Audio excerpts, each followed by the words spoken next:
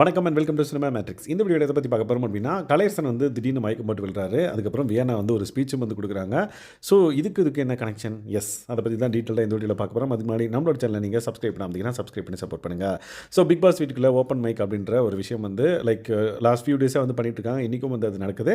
அதில் கலையரசன், வியானா, அதுக்கப்புறம் வினோத் இவங்கெல்லாம் வந்து பெர்ஃபார்ம் பண்ணுறாங்க. ஸோ அது ஒரு கான்செப்டாக வச்சு பெர்ஃபார்ம் பண்ணுறாங்க.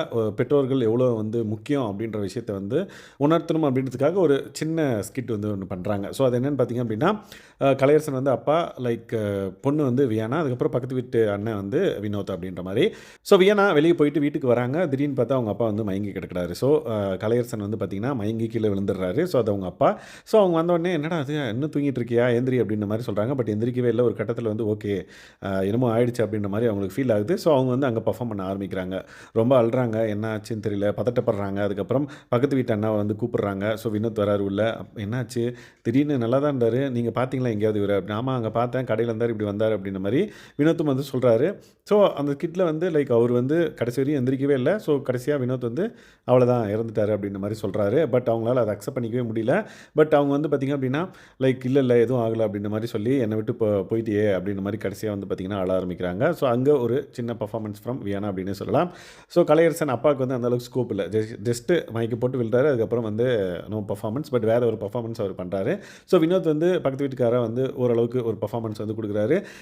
அண்டு ஒரு கட்டத்தில் வந்து பார்த்திங்கன்னா அந்த பர்டிகுலர் இதை வந்து முடிக்கிறாங்க. முடிச்சுட்டு வியானா வந்து ஒரு விஷயம் சொல்லணும் அப்படின்றத வந்து அவங்க சொல்கிறாங்க. என்னென்னு பார்த்தீங்கன்னா, பெற்றோர்கள் வந்து ரொம்ப முக்கியம். நம்ம அப்பா அம்மா வந்து அவங்க இருக்கிற வரையும் எந்த அளவுக்கு நல்லா பார்த்துக்க முடியுமோ அந்தளவுக்கு நல்லா பார்த்துக்கோங்க.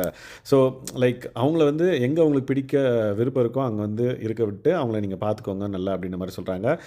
என்னோட சுற்று வட்டாரத்துலேயே பார்த்திங்க அப்படின்னா 3 பசங்க இருப்பாங்க. ஸோ இங்கே ஒரு 10 நாள், அங்கே ஒரு 10 நாள், அங்கே ஒரு 10 நாள்னு சொல்லிட்டு அவங்க வந்து இருப்பாங்க. ஸோ அவங்களுக்கு எந்த இடம் பிடிச்சிருக்கு அப்படின்றது நம்மளுக்கு தெரியாது. பட் இருக்கிற இடத்துலையே வந்து நம்ம அவங்கள வந்து நல்லா பார்த்துக்கணும் அப்படின்றதையும் வந்து அவங்க சொல்கிறாங்க. ஸோ பேசிக்காக பேரண்ட்ஸை வந்து கடைசி காலம் வரையும் அவங்கள வந்து நல்லா பார்த்துக்கணும் அப்படின்றது தான் வந்து அவங்க ரெக்வஸ்ட் பண்ணி ஒரு மெசேஜ் மாதிரி வந்து பார்த்திங்கன்னா அந்த ப்ளேயை வந்து முடிக்கிறாங்க. ஸோ இந்த மாதிரி பிக் பாஸ் வீட்டுக்குள்ளே ஓப்பன் மைக்கில் வந்து நிறைய விஷயங்கள் வந்து திறமைகள் வந்து நம்மளால் பார்க்க முடியுது.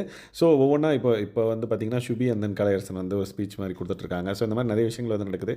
ஸோ இந்த மாதிரியான பிக் பாஸ் அப்டேட்ஸ் நீங்கள் தெரிஞ்சுக்கணும் அப்படின்னா நம்மளோட சேனலை சப்ஸ்கிரைப் பண்ணாமல் சப்ஸ்கிரைப் பண்ணி சப்போர்ட் பண்ணுங்கள். தேங்க்ஸ் கைஸ், பாய்.